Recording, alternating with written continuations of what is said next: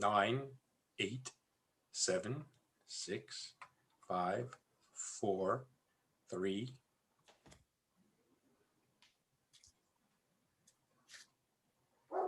Hello, everyone, and welcome to the Information Systems Security Association Los Angeles Chapter Monthly Virtual Meeting.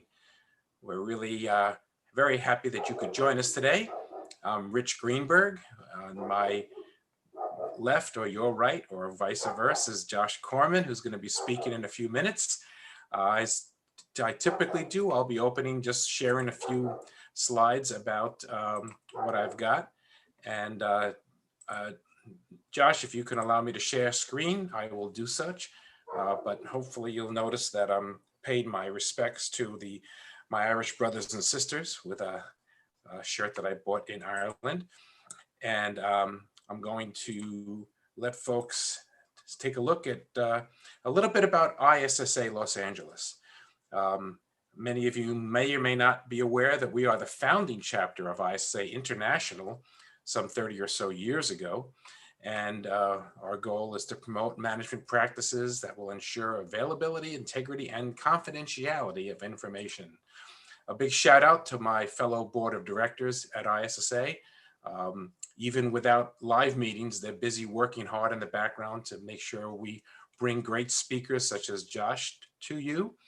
And we'll be planning an in-person meeting when that's available for all of us. At the rate we're going, it's coming, but your guess is as good as mine as to when. But we're looking forward to that because these are great, but there's nothing like sitting and having a Guinness or a Scotch with a friend or someone who's soon to be a friend in the community. So we'll keep you guys posted. But again, thanks to all my fellow board members. You can join our community on our main website. There's a little button for you to sign up and receive notification from meetings and events and to help you stay connected with everyone. I want to give a shout out to our educational sponsors who have graciously given great discounts to all of you. There's information about this on our website, but Cybersecurity Collaborative, Linux Training Academy, the Linux Foundation, and Wombat Security. Thank you for sharing and cutting a deal for our community. We, of course, are on social media. Please do connect with us. We try to put relevant information, not just about us, but for the security industry in general, try to get some discussions going. Please take a look at these 5 different platforms that we use on a regular basis, and please contribute. And let's get some more discussions going. There's a lot of things happening in security. We're aware of a lot of the hacks, but there's a lot of good things as well. We've got some meetings coming up. We've popped in a few extra meetings this year due to the virtual nature of things. We have our normal meeting coming up on the 21st. The board has been gracious enough to allow me to speak. April 8th, we'll have a red team workshop where you can get some hands-on actual training. That's typically $150, but because we're ISSA and we have a good relationship with Vectra, they're going to be giving that for free. But only the first 35 folks who sign up are going to be admitted to the class. There's a limit. So I advise you to go to our website, take a look, and sign up. May 6th, we'll have our blue team workshop as well. So do keep these events in mind for your future. And if you would like to ask Josh some questions at the conclusion of his presentation, you can go to app.sli.do, which is Slido, and just enter ISSA-LA. And at the end, we'll bring up a screen with these questions, and then you'll be able to ask Josh about that. Josh is the founder of IamTheCavalry, which many of you are very familiar with. He's a very altruistic person, believes in giving back to the community. He has a consciousness about security and believes that we shouldn't just practice just raw security, but do it in a responsible fashion. And that's what makes me respect him tremendously. And I'm very proud to have him aboard. And I'm going to let Josh tell you a little bit more about himself and get going. And Josh, welcome. I would say welcome to LA naturally, normally, but welcome to the virtual world. Thank you. One of these days, I'll actually get to one of your legendary events in person, if and when we get back to travel. How's my volume? Oh, it's wonderful. Okay. I'm gonna try to pull up my screen. Great. Give me a moment. While he's doing that, for those of you who don't know, he has the actual shield that Captain America has used to defend us in the back behind him there. All right.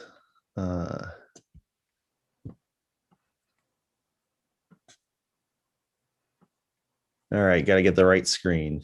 Give me a moment.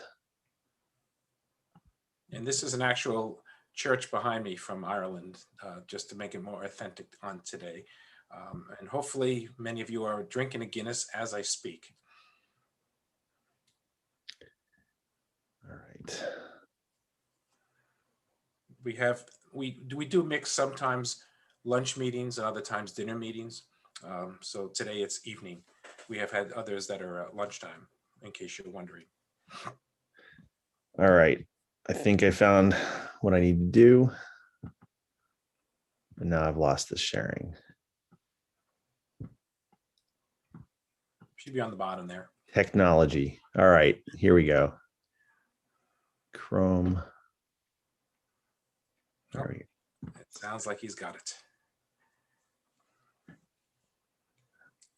There we go. Oh, almost. No, you went to the other one, the presentation mode. Yes. All right.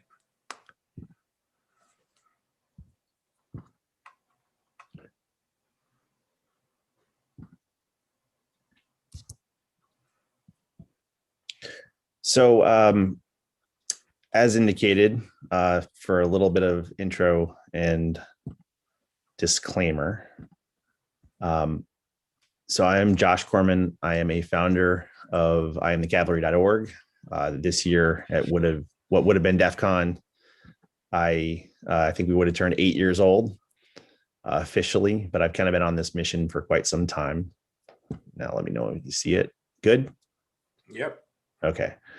I am currently serving as an emergency CARES Act hire for CISA, the Cybersecurity and Infrastructure Security Administration, driving the COVID response for cybersecurity for the vaccine supply chains and healthcare. But I need to stress very clearly that I am here tonight in my personal capacity. My comments are my own and only my own.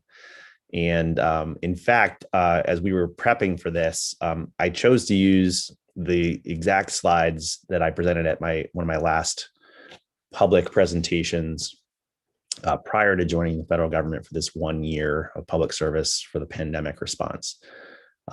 It was a deeply personal talk. It was aimed at GrimCon, at their new speakers, Rising Stars kind of mentoring track. And when speaking about this group, I said, I wonder how differently I will express a similar set of sentiments as to the pathos and the responsibilities of cybersecurity talent pools to a more mature and seasoned crowd. And I wonder what kind of conversations it could stimulate. So some of you know I'm a philosopher by training, and there's a philosophy point that a man cannot step in the same river twice. For the river has changed and so is the man. So even these same slides, I think, will feel quite different 8 months later into the pandemic, and after a significant number of very public and very visible, very high consequence cybersecurity developments. I think we always knew this was an interest and a hobby. Then we accidentally didn't look, and it turned into our profession. And I think if you squint now and you know in your heart, as you watch things unfold, this is not a spectator sport. And as the world is increasingly depending on connected digital infrastructure, national security, public safety, human life is increasingly depending on you, your knowledge, your talent, your contributions or lack thereof. And what that means is, whether we want to or not, a professional ethic and a pathos is developing. And that will happen accidentally, slowly, or will happen deliberately and quickly. And some people need to step up and lead and push back on the things that keep us from being our best. So I really frame this as a favor to Bryce and Bort initially I like to behind the scenes mentor new speakers who don't yet know how to get picked to their first security conference, or who have had a hard time getting their first RSA or DEF CON. And having served on a lot of those, I said, I kind of wish someone had given me better advice when I was early in my career. So why don't we try to short circuit that and accelerate the talent pool? So some of the delivery is going to be quite different here, but in the process of trying to do this, it got fairly personal, and I even got choked up a few times. So apologies if that happens again. I'm going to surrender myself to this experience and see where it goes. So I mentioned IamTheCavalry. This is horses, not hills, but this is a grassroots volunteer group. I said to the group when we founded this, after the death of my mom, I was pretty convicted that time is precious. We shouldn't waste it. And it kind of crystallized my priorities for me. And I realized that if something's missing in the world, maybe it's our job to put it there. Maybe there's something I can do. And the recognition was the cavalry isn't coming. I tried to look high and deep for the adults in the room, in government, in the national security apparatus at the time. And I got the right messages to the right people in the right quarters of power. And it was very clear to me that unless something really bad happened, unless there was political will, they weren't going to do anything yet. Hopefully the answer is yet. So I went to the hackers and I said, hey, it's really overwhelming and demoralizing to know the cavalry isn't coming. And it's empowering, because that makes me say, what can I do? What can we put into the system? So I essentially said our dependence on connected technology is growing much faster than our ability to secure it in areas affecting public safety, human life, and national security. The way we've kind of short phrased that lately, about 1 year in, is we said it's wherever bits and bytes meet flesh and blood. So each of you are a citizen. You're dependent on these things. You have a role to play, and you're going to be a voice of reason. And we knew eventually the powers that be or stakeholders would figure these things out. Eventually, we'll have high consequence failures. But the goal was not to wait for that. It was to be safer sooner through a multi-stakeholder and empathy-based approach. So safer sooner together. So I'm going to talk a little bit about some uncommon sense. A little bit about a secret decoder ring, which was more aimed at the new folks, but think about the mentoring you do on the other side of what kind of secret decoder ring or advice or secret handshakes could we maybe demystify and democratize to empower the next waves of talent in diverse and inclusive backgrounds, disciplines, cultures, perspectives that we don't have and we desperately need. And then I'm going to get a little raw about some of the impedance and even active interference that is self-inflicted and keeps us from being our best. And then right about when I was going to deliver this the first time, I had something nagging at me. And I said, I did get some advice that I didn't fully appreciate. And I wanted to honor some of the sources of that really important advice, mostly to get us focused on why do we do what we do. So let's get into it.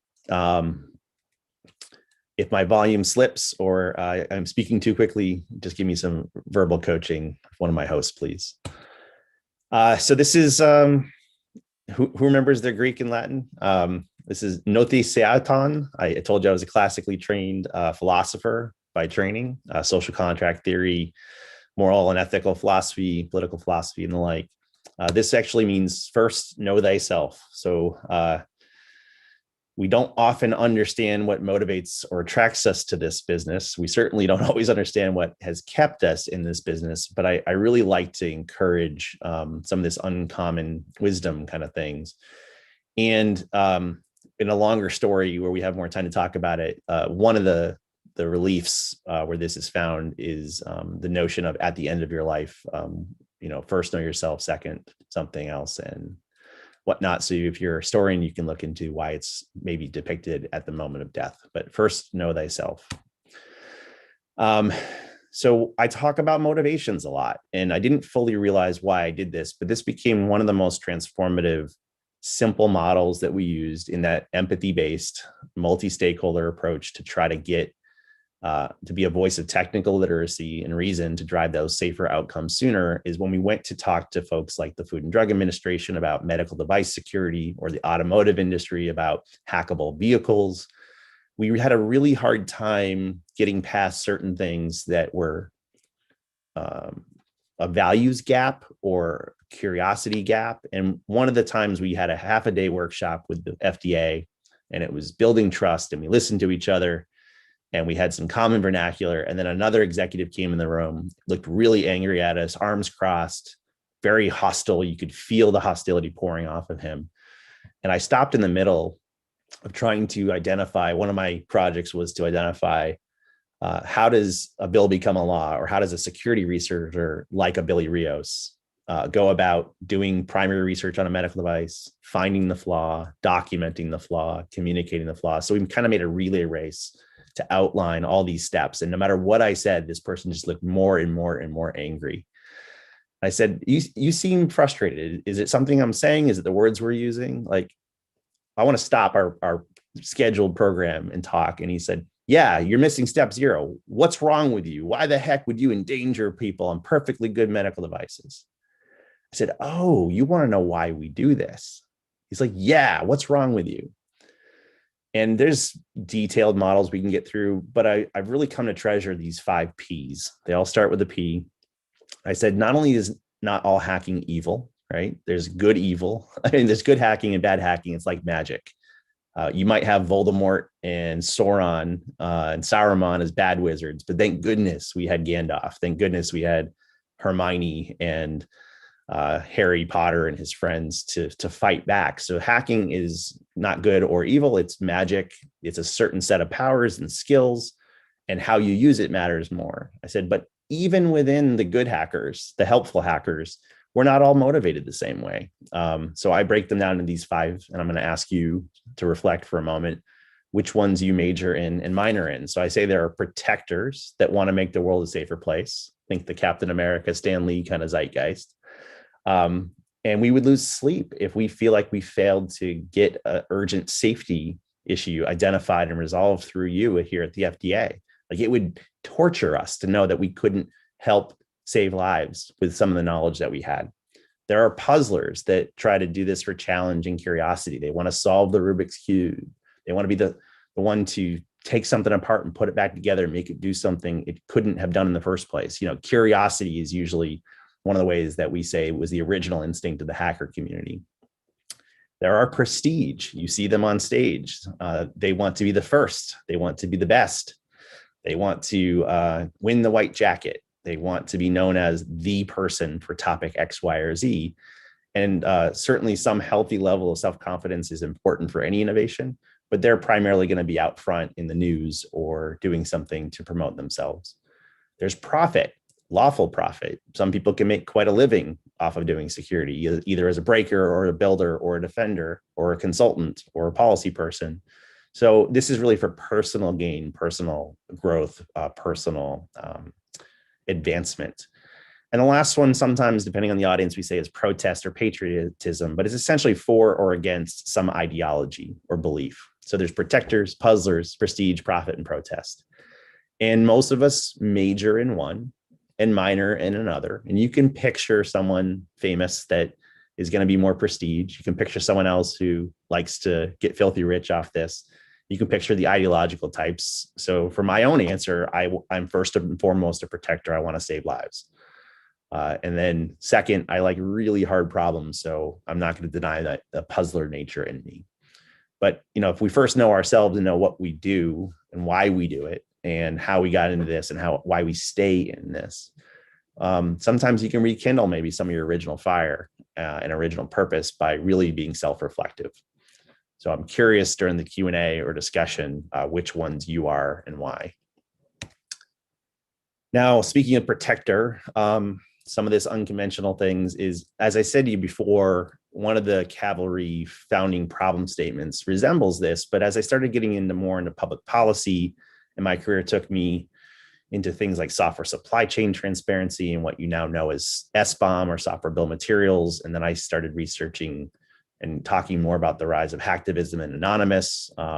even before I started the Cavalry, I started increasingly worrying that this was bigger than breaches. And I love my privacy, but I'd like to be alive to enjoy it. This was much bigger than credit cards. And we were spending all of our time protecting pieces of plastic where the cost of failure might be an inconvenience, maybe a $50 out-of-pocket fine, and everyone's pretty much lost one, but these are very tolerable losses.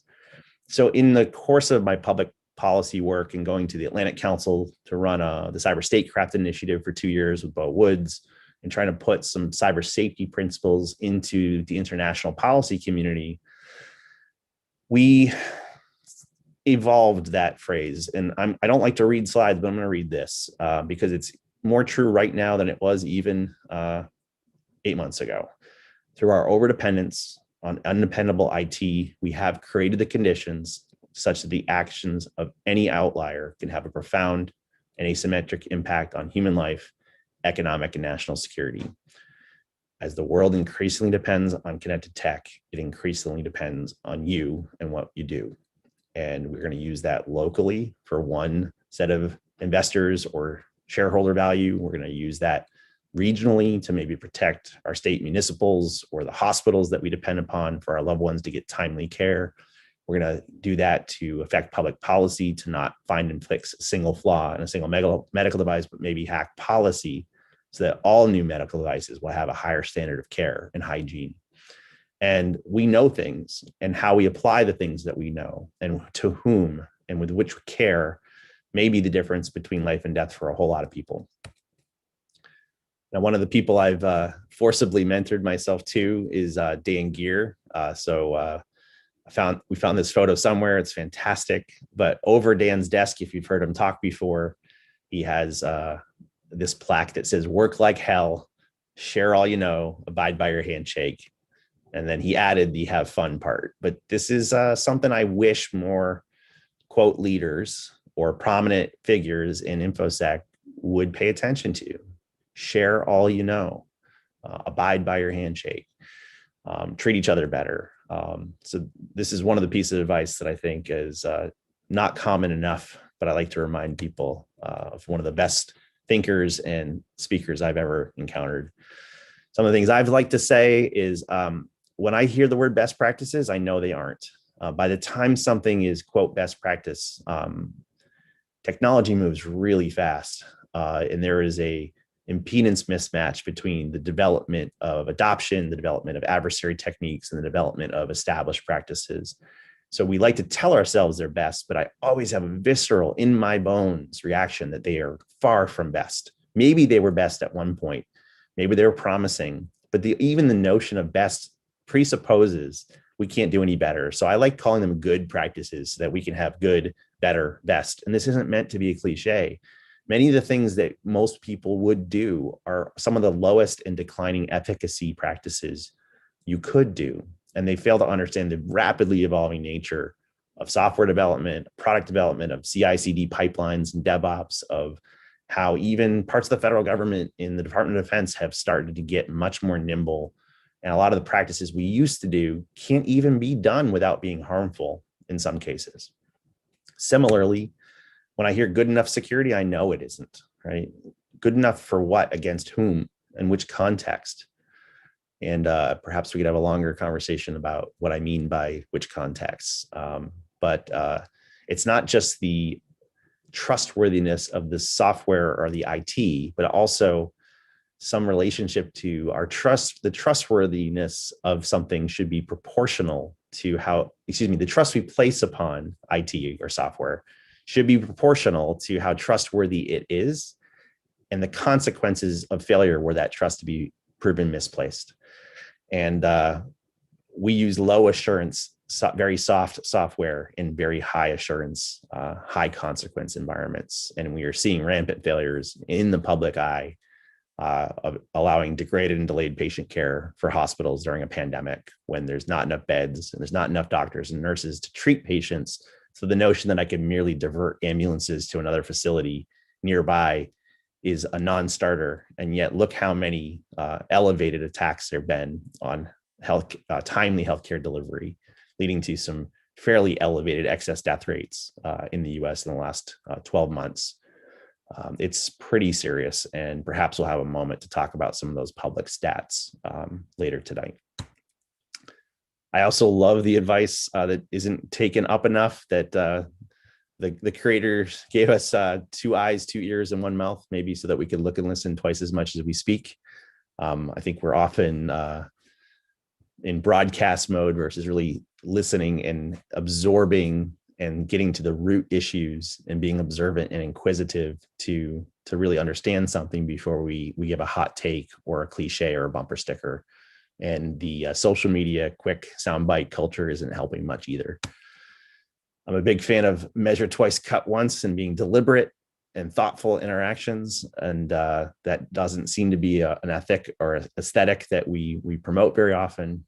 Perhaps we could, especially as we start to introduce some of these public policy things. The question, to paraphrase something Schneier says, it's not a choice between regulation of software and IT or no regulation. It's a choice between informed literate regulation and illiterate regulation. So increasingly, I'm encouraging us to be that technically literate voice of reason without a commercial stake in the game, to try to be at the table informing policymakers about what to do and how to do it, so that it's closer to being on the mark. And that way we won't waste years chasing false prophets or an oasis in the desert.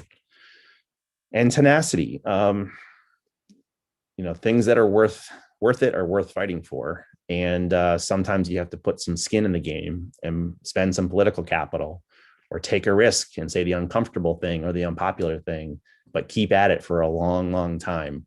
Recently, some people complimented me and Bo Woods and said we're the kings of the long game, because things they remember us saying as controversial maybe 8 years ago are now like very popular, very relevant, and entering into the mainstream of some of these policy things. The idea that transparency is coming in software bill of materials seems to be one of the really hot topics right now, especially in the wake of many of the recent failures with high consequence outcomes. So being tenacious and sticking to it is not something we foster, promote, or encourage or celebrate.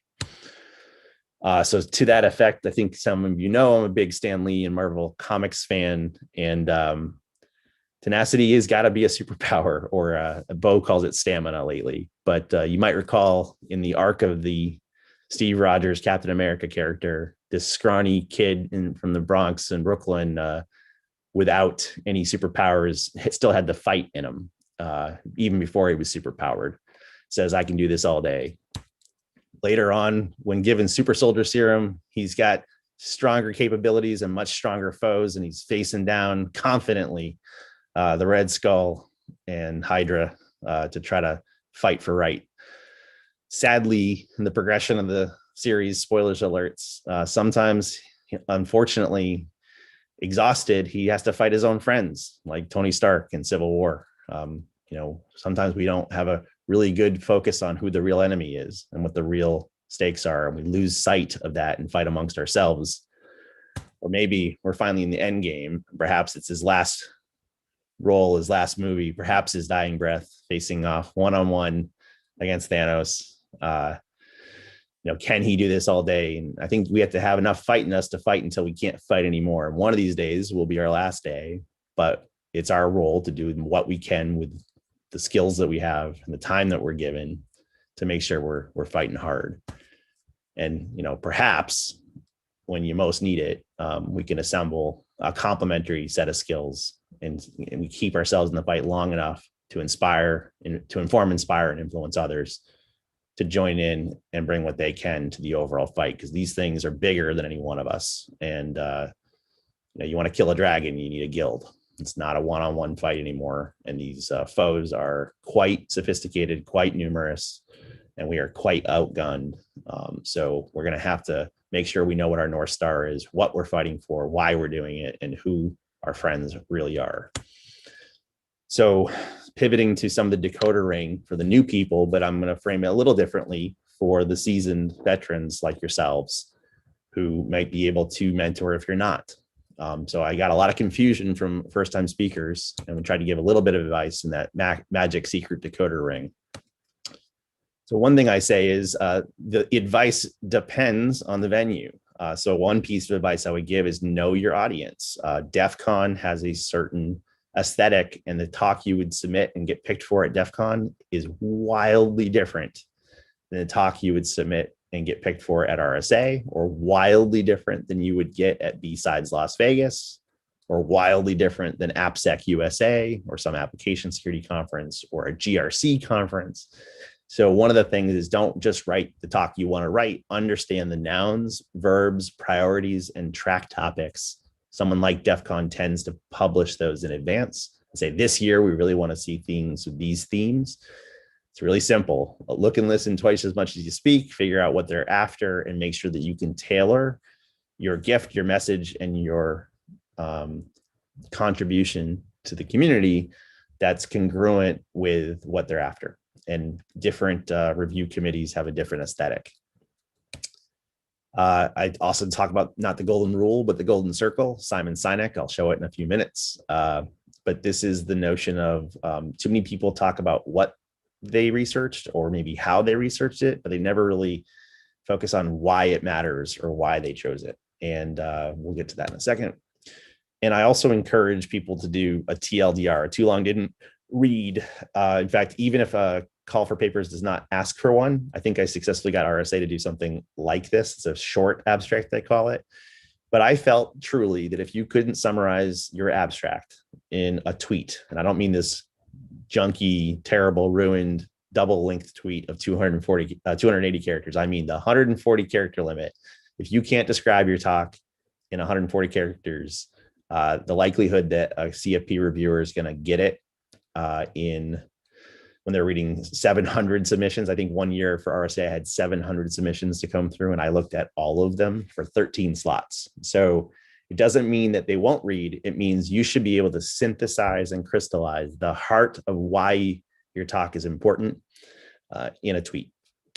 Maybe you can't do it, but it's a great forcing function. And there's that great Blaise Pascal quote that if I had more time, I would have written a shorter letter. So the ability to synthesize this down shows your domain mastery, shows your clarity of purpose, and lets me know if this is a talk I'd want to go to or not. And then you can expound upon that in the longer written form. But what I mean by the golden circle, one of the most profound talks I've ever seen. It was one of the very first TED Talks before they were fancy on stage. I think it was at Puget Sound. Simon Sinek did a talk about the golden circle and start with why. You know, he compared why certain businesses work and why they don't, why the Wright brothers were successful at getting manned flight, and why Martin Luther King was more successful than other contemporaries. He didn't say, I have a plan. He says, I have a dream. And most companies or most researchers will tell you what they do. Some will tell you how they do it. But what really connects people is they value what you value, and they care why you do it, not what you did. And that means the center of that bullseye really needs to be why you were excited, and share that excitement, why it matters to that audience, why it matters to society. And the better you aim at the higher goods, the high consequence things, the overdependence on undependable things, the public safety, human life, the more essential your truth, the more it's going to resonate, not just with conference track chairs, but also with the audiences who they patron. So impedance, this is also some of the advice I really wish I had gotten about, self-actualizing and finding your footing as a new voice and a new speaker. So I ask you, as the elder statesman and the senior leaders in the community, if you notice some of these self-imposed or outside imposed obstacles or resistance, what can you do to soften that or cut through that or transcend that? So let me put some more details together on this. One is imposter syndrome. For some reason, and this includes myself, huge swaths of the cybersecurity talent pool are plagued by debilitating and way too long-lasting imposter syndrome, self-doubt. And I don't think people should be a bunch of arrogant jerks and just think they can do everything everywhere. That's not the solution to imposter syndrome.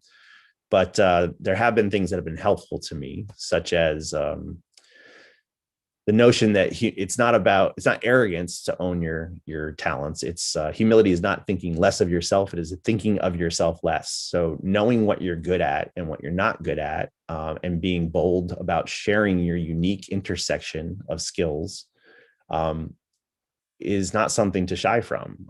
You might be a new speaker, you might be a less known person, but you probably bring something new to the table, especially if you focused on the right why, the right pathos, the right new thinking to bring to the table. And you should be confident, proportional to your experience and skills, and not self-inflict baggage or doubt that is unhelpful to you and to the rest of the world. When I think of imposter syndrome, the thing I'm most mad at myself is we also have, well, I'll get to the outside hate in a little bit, but I kept thinking, I'm a philosophy major. I didn't, grow up in a hacker collective. I don't have tons of 0 days to my name. I'm just, on the outside. Little did I realize that my philosophy background, my critical thinking, my systems thinking, my pattern recognition, my ability to understand motives of adversaries and anticipate what they're going to do next. Those are skills you might not develop if you're a software engineer. And it's not that my skills are worse than, they're just different than. And when I started to find that footing and become more confident and assertive, that's when I realized I was actually making meaningful contributions in that team of Avengers where your skills are complementing those of others. And there's not one path to success on that. And for how many years did I hold myself back, and how many years do other fresh and rising talent hold themselves back artificially and unnecessarily? So the goal is not to have a bunch of egotistical maniacs running around, but to remind people to own their subjectivity, but be confident in sharing it. And I think this really crystallized for me when I started helping net new speakers with their very first submissions. And I remember talking to a woman that worked in a hospital and was a hacker, had never spoken in public, and wanted to submit to Sky Talks, the off-the-record track at DEF CON. And in hearing her, I'm like, yeah, I'd be happy to help you word this and work on your why and turn it into a tweetable, synthesis. And let's go through this. And I just kept hearing self-doubt, which is a good pivot to the outside resistance that I'll get to. But she said, well, Josh, you're established, and I still see you criticized for not being elite enough or, not having permission. She's like, who am I to talk? And I got really angry, because I wasn't angry for myself. I was saying, how many people have watched others be torn down and seen that as a no thank you sign, or beware of dog sign, or a deterrent to sharing their experience? And the more I thought about it, how many people work in a clinical environment and understand hacking? This is probably going to be the first of a kind talk for a demographic that's dying to hear it. You have something unique, share it proudly, and I bet you it'll resonate. That person gave the talk. It was a phenomenal talk, eventually gave another talk, and is now actually doing much more public and very well delivered talks on the intersection of skills that we rarely see in this space. And I just get really energized when I see someone push past their doubt and let their light shine a little bit brighter and be added to the chorus of voices that can advance our profession in areas that really matter, not just protecting one company, but maybe helping to affect policy for everyone. So let's get to some of that outside friction. And I'm not going to reprise the entire talk, but I got so mad about that one example. And she was not the only one. She was just one of probably the last straw for me, that I called Jack Daniel and Banshee and Damon Tamer. And I said, hey, before I lose my nerve, please give me the keynote at B-Sides Las Vegas this year. I got some things to say. So I wrote a talk with apologies to Carnegie, but how to lose friends and influence people. And I got very blunt and very raw about problems in our culture that keep us from being our best, things that need to be driven out. And I'm not going to show all of them, but examples of some of the anti-patterns. I wanted to hate the sin, not the sinners. So I didn't name names, but I pointed out behavior that, if we allow it to continue, will keep us from rising to meet the responsibilities that culture needs of us. So one of them is called Tal Poppy Syndrome. Like, we have this dysfunction in our culture and cybersecurity where anybody that dares to rise above gets sniped and clipped. It's actually a psychological thing, but people do not like someone getting any sort of talent or praise, which perversely discourages people from trying to put their head above the parapet, take a risk, be tenacious, and advance the conversation versus sticking to safe, well-worn, but ineffective topics. So Tal Poppy Syndrome is a thing. But mostly of all the other small ones I did, I started to pivot to the elder demons, the deep, dark Balrogs that are made of fire and shadow. And this gatekeeping. So in this particular scene, of course, we like that Gandalf is trying to gatekeep the Balrog from hurting our fellowship. But gatekeeping is probably one of the most insidious and harmful in behaviors that we still have and tolerate here. In fact, we even celebrate it. This is the cognitive dissonance I really tried to confront, both in that talk at B-Sides Las Vegas, which is recorded, and even I did a much more aggressive one at ThoughtCon, which was not recorded, a much more focused and pointed one on the severe damage and undermining that gatekeeping has. And one of the ones that got an involuntary round of applause was I coined something I called the Highlander Effect as an anti-pattern, that this concept that there can be only one expert or one gatekeeper or one custodian of a topic, which is very much driven by prestige and or profit. And while it's fine to have pride in your work and it's fine to advance your career, when the world is increasingly depending on that connected technology, one person cannot possibly meet the needs of 7 billion plus souls on the planet. So let's talk about this. This ultimately led to, I gave a keynote at RSA conference in 2019, where I interviewed Dr. Christina Maslach. She's the inventor of the Maslach Burnout Inventory.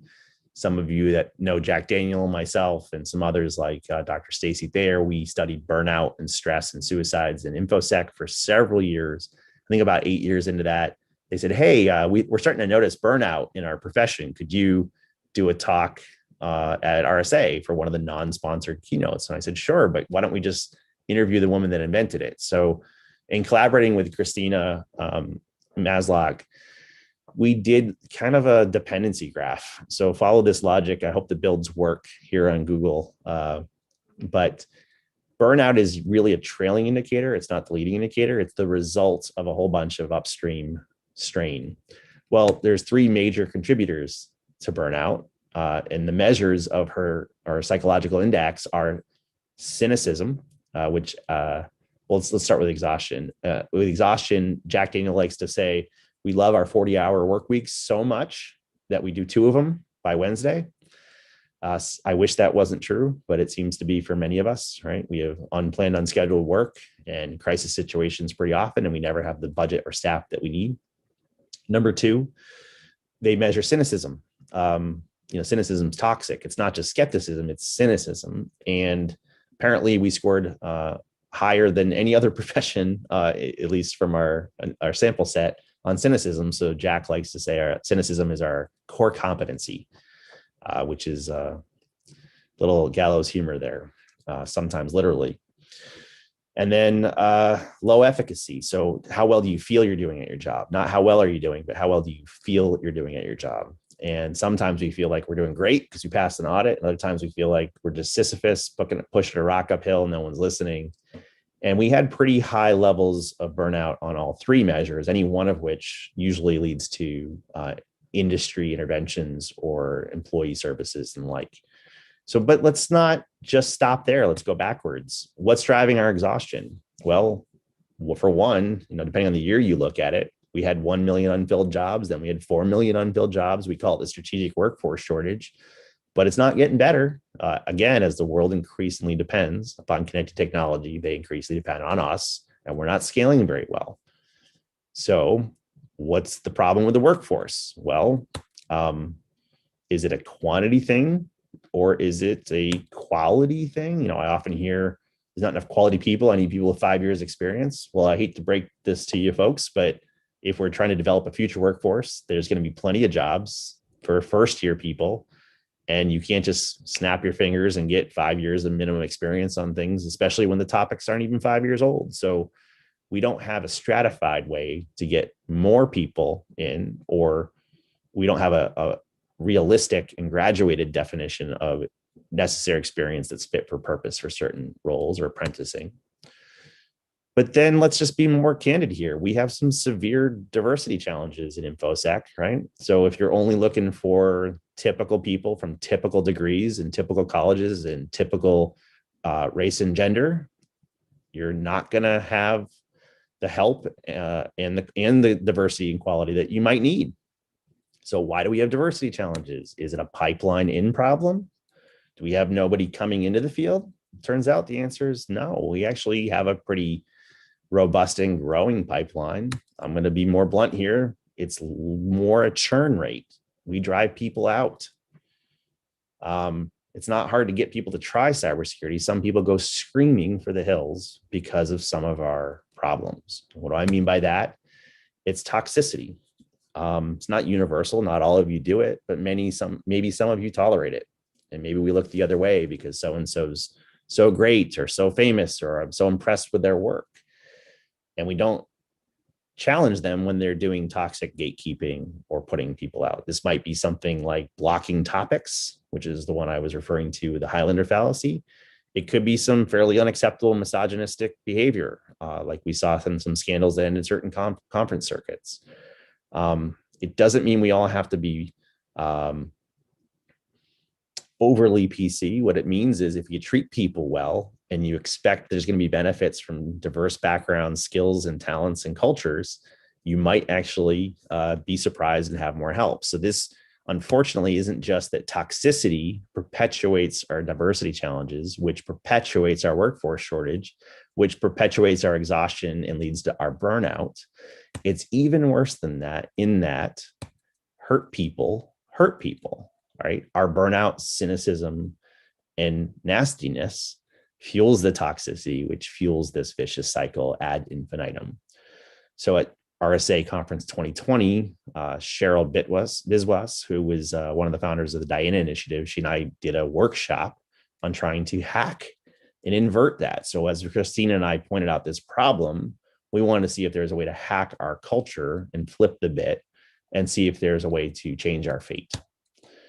But before I do that, at the more raw and unfiltered version I did at ThoughtCon, I think it was the last in-person ThoughtCon, I said, who can name one, so I want you to picture in your mind, one really amazing, world-class of a certain category of cybersecurity. So let's pick car hacking. Who can name in their own eye a world-class car hacker? Think of it. Who can name 10? And I waited, and we couldn't. It's not that there aren't 10.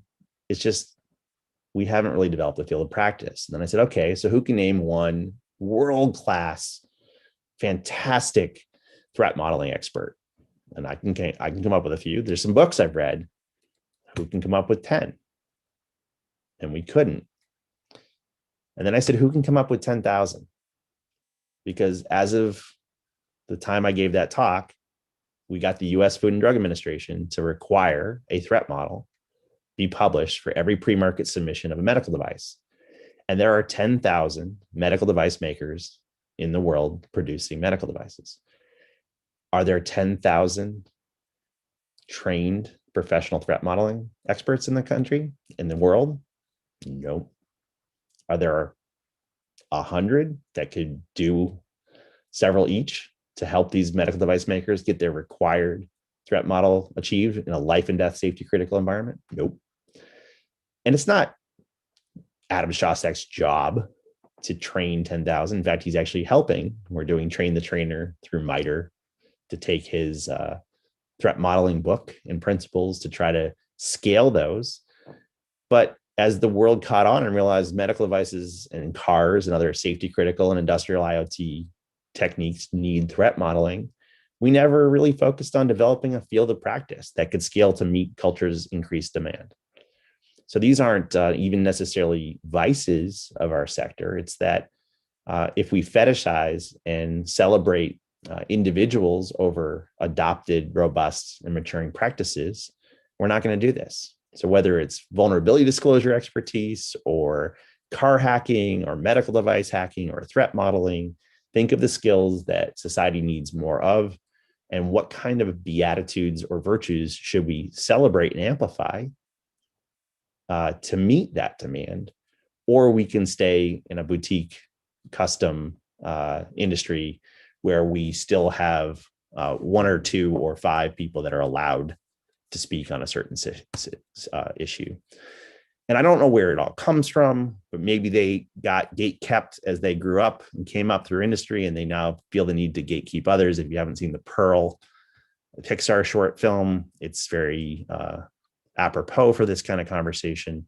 But I don't want to admire the problem. I just want to hack it. I want to invert it. So Cheryl and I posed this during a workshop. What if we replace toxicity, for sake of argument, with empathy, like the Cavalry did by accident? I didn't set out to make a diversity and inclusion initiative. I set out to make a saving lives through security research initiative. But because we led with empathy, with a multi-stakeholder approach, casting a wide net for all willing allies from all walks of life, we happened to attract much more diversity and inclusion. And this didn't just mean hackers. This also meant public policy makers, medical device makers, hospital administrators, which tended to be less monocultured than the hacker community or the cybersecurity CISO community. And by virtue of many hands making light work, we now had a whole lot more help, and not just help, but different complementary help, not more of the same, but more reinforcing. 2 + 2 + 2 = 10, Team Voltron, Avengers, you pick your favorite metaphor. The whole is greater than the sum of its parts, which, by the way, means we stop getting burned out and we start kicking ass, and we get public policy changed, and we turn a bill into a law, and we have safer medical devices coming out in the pipeline. And boy, just like that vicious cycle of hurt people hurting people, success begets success. And that energy and enthusiasm says, hey, who else can we go outreach to? Which other backgrounds and disciplines should we draw upon? From what kind of schools, and what other talent pools, and what other perspectives can be brought to bear? And we start looking at diversity and inclusion not as an obligation, but as an opportunity that helps us have more help, better help, more complementary skills that actually starts turning losing into winning on a regular basis. So that vicious cycle can become, and has become, and we've lived this with initiatives like IamTheCavalry, with some of the public policy we've been able to promote, with the least likely of allies that were scoffed at and now are regular attendees and on panels with us at DEF CON. We've got to invert our aesthetic of what we think is the right way to come up in cybersecurity. All right, as we shift to the next stage here, the other thing is I fear culturally, especially with people being exhausted and the online disinhibition effect and increased polarization. As a philosopher, or everything depends, I fear about the accidental or even deliberate removal of nuance, and people aren't listening to people much anymore. So I want to really rage against the dying light and encourage nuance and open-mindedness and looking for what's right in each other's position to bridge the gap versus an increased and unhelpful polarization that we encounter. At least in this discipline, we cannot afford artificial division. And we have to remember, are we fighting the Civil War in Avengers, or are we fighting the end game against pretty high consequence threats to our shared interests? So I pivot. I'm probably not going to be as emotional this time as I was the first time, as I was moved to add these slides last minute. But it turns out I did get some advice that I didn't fully appreciate at the time. So I'll hit a few of them right now. Space Rogue, at a really low point after we founded IamTheCavalry. This had come off me in my grieving process from the death of my mom to cancer way too early. And I had enough motivation to push through, whether it was popular or not, and try to just do something bold with IamTheCavalry. On the 1-year anniversary, I was really surprised and shocked at the gatekeeping we encountered, the friendly fire, and friendly fire has the best aim, and sabotage and character assassinations, and who has permission to do these things and doesn't. And I really let it get to me because, like many of us, we do care about what others think, and maybe too much. But one of the best pieces of advice I did get at the time was Space Rogue just said, Josh, I'm going to make you download the song. You're going to get mad at me, but we're going to play Shake It Off by Taylor Swift. So every time he's like, you're doing the right thing, you're doing it for the right reasons, people will come around, just shake it off and keep at it. So sometimes we got to care a little bit less about what the haters say and focus more on the mission. Got to be possessed by a power bigger than the pain. Second one, never know how it's going to hit me, but same year my mom passed. My best friend died just before his 50th birthday. And I didn't fully appreciate something he did because he just did it so often with so many people and so many conversations. I didn't realize how profound it was until his death and much after his death. But he would always ask if he came over for dinner on a weekend or met some new people at a cocktail party, always the same three questions. He would ask him in a pretty benign way. He would ask them in a way that might have just felt like casual chit chat. And some people would just give a quick casual chit chat answer. Other people would bare their soul to him over the course of an hour across these three things. And he would start by saying, hey, what's your sad story? In fact, if you want a mental image, there's a non-zero chance the movie The Big Lebowski was based on him as he went to high school with the filmmakers of that, and looked and acted quite similar to The Big Lebowski. So later in life was a quite large man and quite disarming and quite raw around the edges, but a philosopher, warrior, king. And he would say, so what's your sad story? Sometimes people say, oh, I got a flat tire, or, I had a bad day at work, and they'd move on. And then he'd say, what's your goal? And some people would just say, oh, it's just to get through the week. And other people would have a more meaningful. And then he'd say, what's your plan? And maybe that took an hour to get through those three. Maybe it took 30 seconds. But I came to realize that what he was really doing is, everybody's got a past. Where have you been that got you here? Right? By accident, it's unchangeable. And then his point of the second was, where are you going? What do you want to do? What impact do you want to have on the world? What's your North Star? And then it's not enough to have an ambition. You got to know what steps need to be taken to get there. And for the people who accidentally availed themselves of these simple three questions, he was really trying to nudge people casually or assertively, one-on-one or one-to-many, towards being deliberate about what is current state, what's desired state, and what are you going to do to make that current state become desired state. And I wish more people would pay attention to that and be thoughtful and deliberate in their plans and their actions and their jobs and their focus, and where they do and don't take risks, and who they do and don't advocate for, or rather which virtues they do and don't promote, because you get more of what you celebrate, and the standard you walk past is the standard you endorse. So I would like more deliberate focus. Also, I had a mentor at IBM after they acquired ISS. He made me read a book called The Goal. I'm like, why are you making me read a 1980s terribly written novel about a failing US manufacturing plant? What the heck does this have to do with security? And he said, read this book. This guy changed manufacturing forever with the theory of constraints. And if you're going to change cybersecurity, you're going to need to know how he changed manufacturing. So Eli Goldratt, Eliya Goldratt, made me read this. The Goal is about the theory of constraints. And the notion is, think of a manufacturing line. The goal of every company is to make money. Well, how do you make money?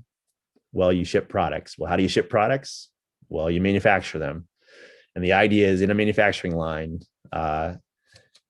you got to know what your constraint is. If you optimize before your constraint, you create excess surplus and inventory and you go out of business. If you optimize after your constraint, you get no yield. Your mission is to identify the constraint of a system, exploit and streamline that constraint, and then move to the next one, because there's always a bottleneck. You got to find it. You got to focus your energy there and then move to the next. It's systems thinking, it's efficiency. And too often we focus on things that don't matter, and we can't get to the marrow of this. And if you're a fan of Gene Kim, we were already friends before when he was the founder of Tripwire. When I found out he was having writer's block trying to write The Goal for IT to introduce the world of DevOps, he wrote the Phoenix Project as the goal for software and IT. And I encourage you to read both the goal and the Phoenix Project, because they both show not only is it the theory of constraints, but in the Phoenix Project, it's about empathy and understanding how workflows upstream and downstream through the organization, creating and amplifying feedback loops, and creating a culture of continuous process improvement and experimentation to find ways to be better together. So the combination of constraints theory, systems thinking, and empathy is kind of how software is transforming itself. And I think it's the blueprint for how cybersecurity can maybe rise to meet its awesome responsibility going forward. And my mom's license plate, which was saccharine and sickeningly sweet, was "Be kind." And you could see it a mile away when she was driving into town as a superintendent of a school. And she even had a school board try to get her fired for imposing religious beliefs on people with her license plate, as if being kind is a religious topic. But she was unapologetically saying people need to be kind to themselves, to each other. There's enough hostility in the world. So, but more germane, and this is the part, depending on my mood, I will get more or less emotional about. As my mom had a stroke at a baseball game, turned out to be the front line of glioblastoma, way too early an age, very difficult, if not impossible, to treat brain cancer. She slowly deteriorated and had a hard time talking. And towards the end, she just wanted to go to her church one last time to say goodbye to her friends before we hospiced her closer to my house and my sister's house. And sadly, that same weekend, she wanted to say goodbye to people. It happened to be the Sandy Hook shooting. And instead of having a warm goodbye to her friends, the entire parish was shell-shocked by the horrible, vicious nature of who would go and shoot up a bunch of kids. So there, as a father of two little kids, looking at my mom who's actively dying, and they're crying, holding their grandmother, I remember feeling quite frustrated for an hour plus while the preacher repeatedly said, "Why is there evil in the world? Why is there evil in the world? We don't understand why there's evil in the world." And I couldn't put my finger on it, but I felt anger. So fast forward after a few more months, and she finally passes away, and we are back in that exact same place for her funeral. And as her eldest, I had to give a eulogy and wanted that privilege and didn't know what I was going to say, because once again, here at my mom's funeral, in front of her brothers and sisters and parents, in front of my siblings and her grandkids, I don't want to be angry at my mom's funeral. So I tried to find some center to latch onto and invert that. And I just kept being stuck on this evil question. And I walked up and I said, last time we were here was the Sandy Hook shooting, and kept asking why there's evil in the world. It didn't sit well with me. So I said, okay, well, I think I figured it out. My mom was my 7th grade science teacher by accident. Someone got very ill and she had to fill in. It's not a typical situation, but it was an awkward privilege to have your mom teaching you hard science. And I said, of all the things she taught me, a few stick out today. One is that darkness is not a thing. It's an absence of light. And cold is not a thing.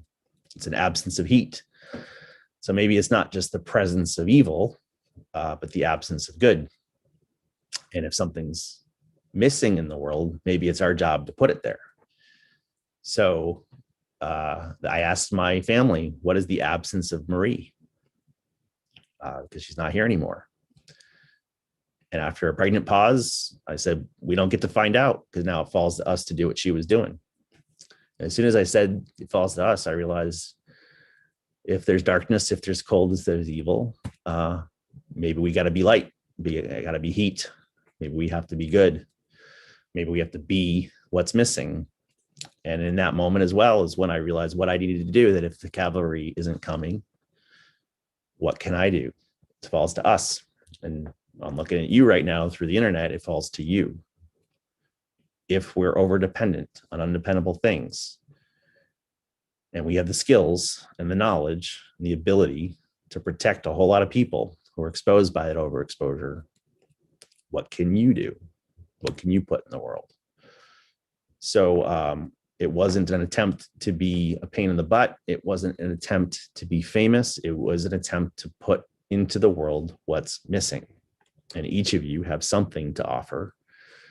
And when you see someone trying to put their light in the world and make their contribution, I want you to be a voice that's helping them to do that, to push through their self-doubt and to push through the interference they may get from some of our once celebrated cultural features that are now keeping us from being our best, but more importantly, keeping us from rising to meet the needs that society is increasingly placing on what we do. You can take your trade and profession and apply it anywhere. And I encourage that you measure twice, cut once, and apply it in high consequence places, either directly or by lifting up others in the future generation that could help us get there. For this many hands make for light work. I do think we're going to figure it out. It's going to get darkest before the dawn. But the goal here is to be safer sooner if we work together. And that's going to require changing some of the way we treat each other, the way we act, the things we celebrate, and things we condemn. That's what I have. Thank you.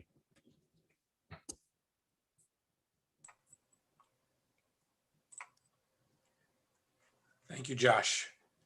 Profound, some sadness, but a tremendous amount of hope. So I appreciate you sharing. I know you had to dig deep. Some of this is very personal for you. So sharing with an audience is not an easy thing to do when it comes to those topics.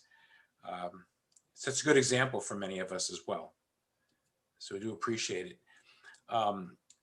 Josh Chin, are you still there? Are there any questions that you can share? All right, these are the audience questions. Thank you all for participating and asking some questions.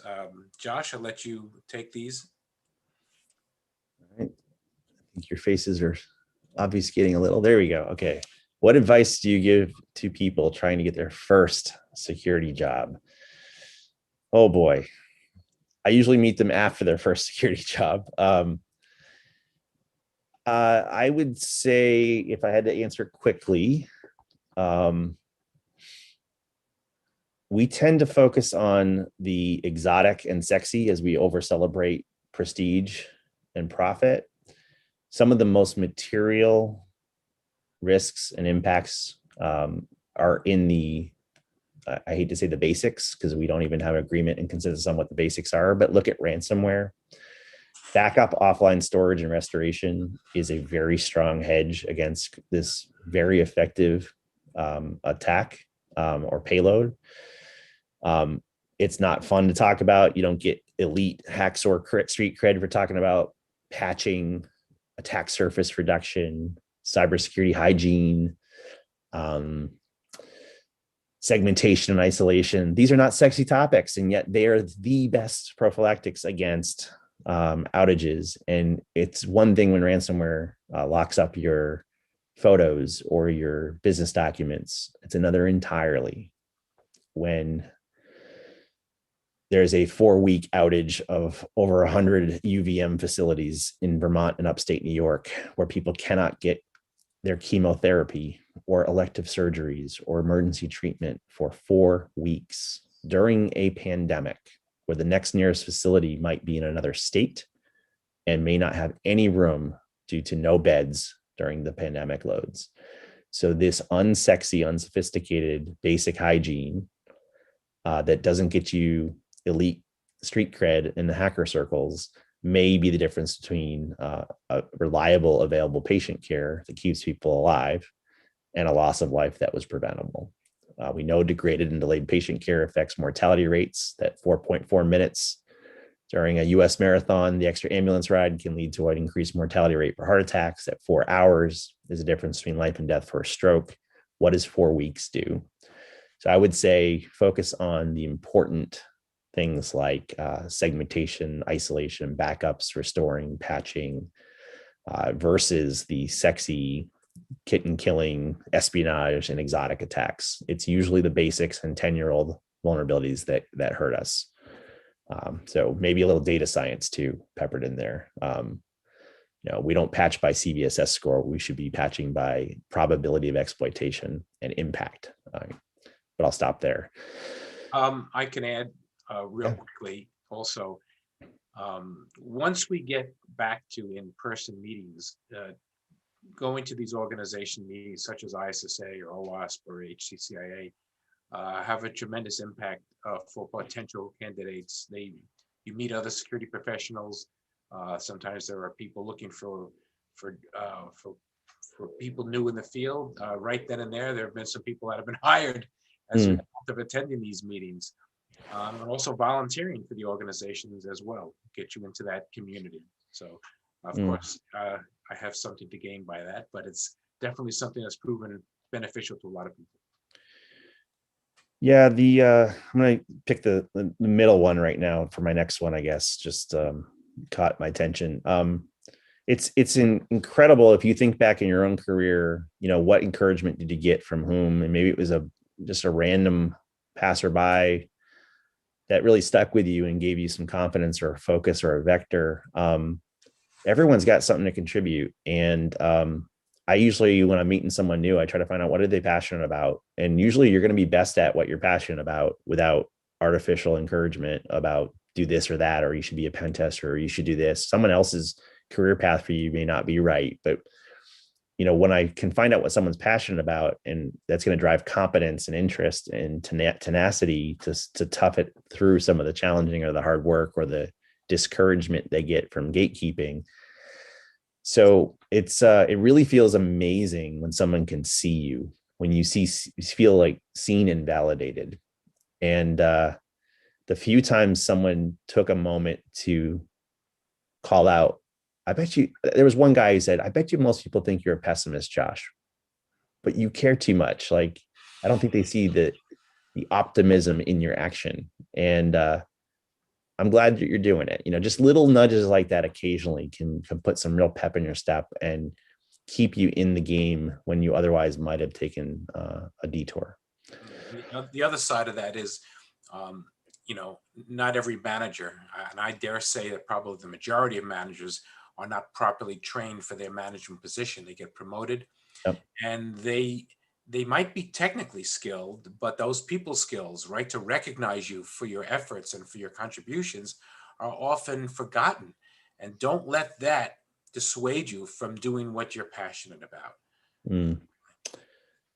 Agreed. I say soft skills are hard, right? We don't invest enough in them, but some of the most transformational leaders are the empaths and enablers that cultivate others and lift others up, right?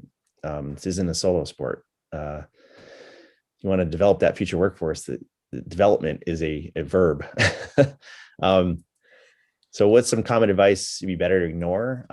Since I'm trying to stick to themes and virtues and soft skills here. I can't remember what book it was. I think it's called First Know Your Skills, Your Strengths. You've probably all heard the cliche, know your strengths, know your weaknesses, work on your weaknesses. And this book and some school of thought and others, I actually got it from friends, not from the book, but they said, no, know your strengths and double and triple down on them, right? Differentiate yourself by being really good. Not everyone's good at everything. We don't want a bunch of generalists all the time. That's a drone army. What we want is know what you're good at, know what you're passionate about, and hone that, accentuate that. Doesn't mean you have to put all your eggs in one basket, but we want really strong and fresh, novel thinking that takes us out of our comfort zones and pioneers new things. And to do that, there's a trade-off, and you shouldn't always just focus on you should complement yourself with teammates who are good at what you're not. And together you're stronger than either one of you would be apart. So I kind of push back on the work on your weaknesses. You can mitigate them, but you got to only have so many points to put into things. You want to put them into what you're uniquely good at. And don't be afraid of failure. Because you'll learn more from failing than you ever will for any of your successes. Yeah, that's part of the goal as well in the Phoenix Project. It's that create a culture of continuous experimentation and learning. And in generative cultures, this notion of psychological safety is so key. All the top performing innovators for DevOps and CI/CD and site resilience engineering, all the Googles and the Netflixes of the world, they studied all the top performers, and Gene Kim found the single most important phrase was psychological safety. It's this notion of encouraging people to try stuff, small stuff, not huge bets, but cultures that study failure versus punish it, that train the messengers versus kill the messengers, that that encourage trying new things. Maybe out of 10 experiments, only 2 work, but those 2 might have taken you 10, 15 years to find them through other means. So I'm a big fan of failing small, failing fast, iterating, and looking at that as a rapid evolution as opposed to a discourageable event. Last question. You got time for one more, Josh? I do if you do. You got it. Go for it. What does it say? Can you please answer the question, Ray, what to do if you are a generalist versus specificity expertise? I think it depends. I once did your keynote at Source Boston about it's the age of the generalist is over. It's, what is it? Security is too wide to know, too deep to understand, too fast to photograph, something like that. It's really a profound trio we should dig out. But and that the age of the generalist is over, you should pick a specialty. And while I generally agree that, as he was mentoring me, like I consider myself a generalist, not so much that I'm a jack of all trades, master of none, but we do that look across disciplines. So I wouldn't call that a generalist. I would look at that as multidisciplinary, or a boundary spanner is how Gene Kim would do that. And I think we don't have enough boundary spanners. So I think we need a non-zero number of multidisciplinary boundary spanners to cross-train and pluck practices from other disciplines and get them to be safer sooner together kind of concept. But we also definitely need deep expertise. It's just the expertise we need will be in more topics than merely the popular ones like pen testing or breaking. We definitely need a lot more. I'd rather see software engineers that are conscientious about secure software development, or the Rugged Software Manifesto, or the notion of understanding the awesome responsibility that comes with making modern digital infrastructure. So we want to infect expertise with security-minded thinking, as opposed to have standalone security expertise that's disconnected from the business. So I like majoring in an expertise and minoring in multidisciplinary handoffs. Good answer. All right, well, that's the end of the questions. I want to thank our audience for giving Josh some good stuff to think about and to respond to. And Josh, really want to thank you. You know that I've been working hard to get you to speak for us, and it took You've been very patient. took the COVID virus to get you out here. So yeah. I do, again, really appreciate it. Wish you the best and safe next few months. And let's hope we can all get together and do this live next time. In the meantime, I want to thank our audience and wish everyone the best, and stay safe and take Josh's words to heart. He gave us a lot of good information shared from the heart. Take it and run with it. Enjoy your life. Those are really important things. Work-life balance is crucial. All right. Thank you, Josh. Take care now. So long, everybody. We'll see you at our next meeting.